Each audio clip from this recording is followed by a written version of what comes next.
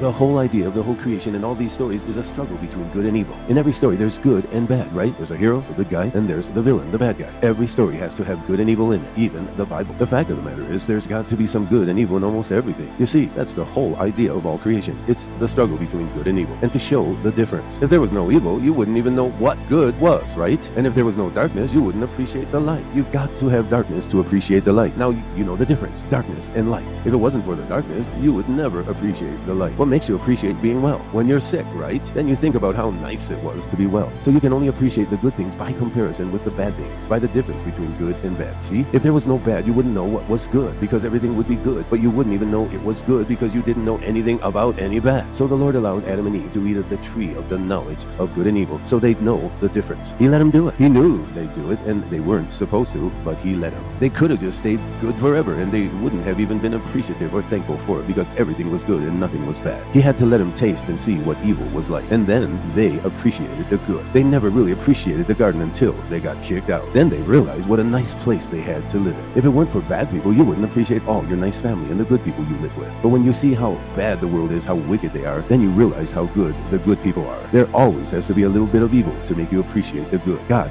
let it come into the world. He created the devil to cause evil, to help us appreciate good. If you didn't have a few troubles, you wouldn't thank the Lord for all the good things. If you didn't have a few little problems, you wouldn't appreciate the solutions. If we didn't have the devil, we wouldn't appreciate God and Jesus. There has to be evil in order to understand good and know the difference. Until the Lord created this great illustration or demonstration on earth to show the whole universe and all the angels the difference between good and evil, they didn't know the difference. Nothing was evil. Everything was very good. Good creation, good sun, moon, stars, planets. The Garden of Eden was a beautiful place. Lions and tigers were like pets. Nothing hurt or destroyed. But they didn't know it. They weren't thankful because they didn't know any different. And one of these days, there's going to be a lot of evil. There is already, so we'll really appreciate the wonderful kingdom of God. We've got to experience the kingdom of the devil first, so the whole world will know the difference and appreciate God's kingdom. During the millennium, they'll be thankful for 1,000 years, but by the end, they've forgotten how bad the devil's kingdom was, so they get bad again. The devil deceives them again. God judges them, burns up the wicked, the surface of the earth, and throws the devil into the lake of fire. Then he makes the big, beautiful new world with the heavenly city, and everybody that's left appreciates good forever, and they never want to go back to evil again.